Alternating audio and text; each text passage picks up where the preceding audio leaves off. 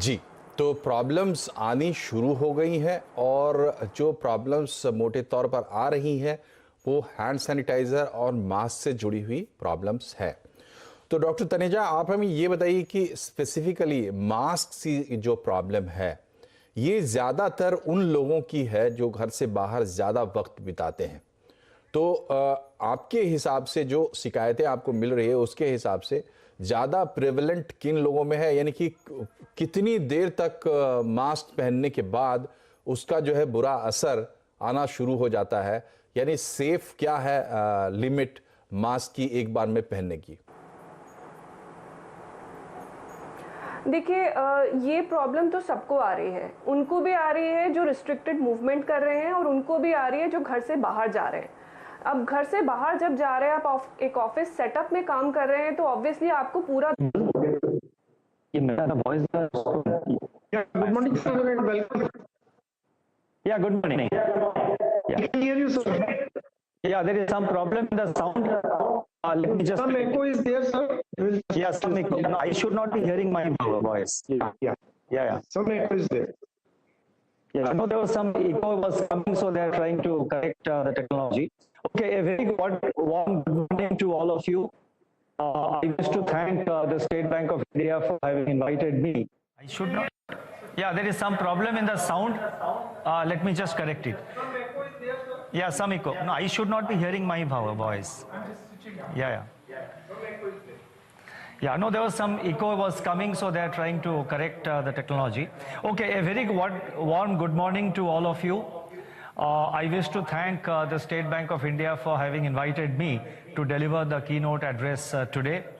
I did manage to listen to one of the sessions which you had last evening.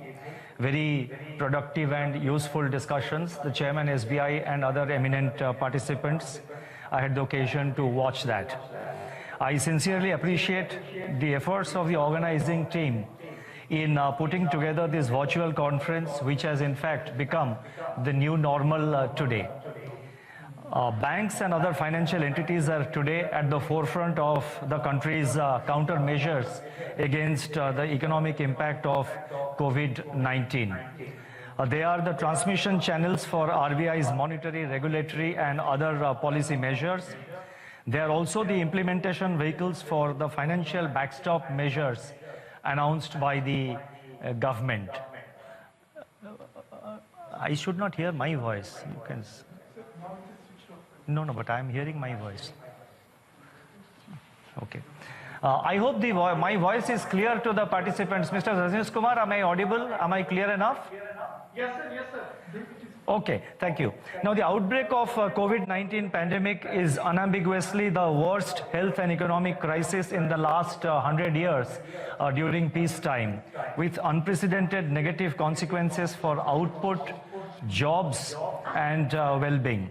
It has dented the existing world order, global value chains, labor and capital movements across the globe, and needless to say, the socio-economic conditions of large sections of the world population.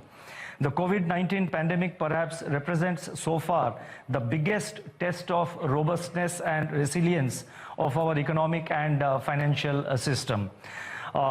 In the extraordinary circumstances that we face today, history could provide us with some useful guidance in respect of the role of central banks. Guided by the age-old wisdom summarized in Bayjort's dictum that ascribes the role of the lender of the last resort to the central bank, the Reserve Bank of India has taken a number of important historic measures to protect our financial system and support the real economy in the current crisis. While the eventual success of our policy responses will be known only after some time, they appear to have worked so far. And that gives us a lot of satisfaction, and that inspires us also to take further measures. While reiterating our intent and dedication to steer the economy through the crisis, I would like to highlight certain key aspects of our policy measures. So what I propose to do is to sort of very briefly highlight some of the measures that we have taken, some of the approaches, our broad approach during the current crisis, and with special reference to the aspect of financial stability, because as you know, the central bank, while looking after aspects of reviving growth, supporting the measures being taken by the government in terms of carrying out necessary changes and announcing necessary measures in areas that are in the domain of the Reserve Bank.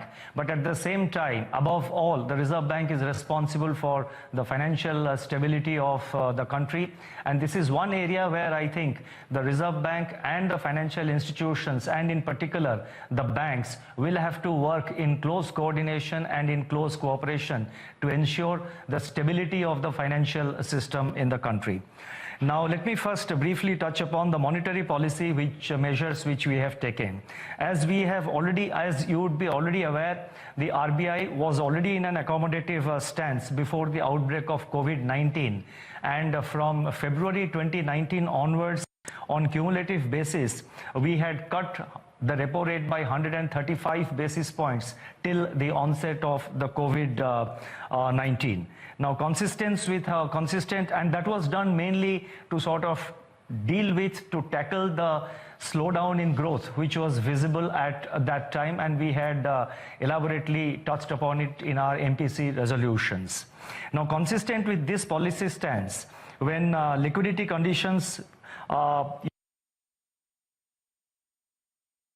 the lagged impact of these measures was about to propel a cyclical turnaround in economic activity when COVID-19 brought with it calamitous misery, endangering both lives and livelihood of people.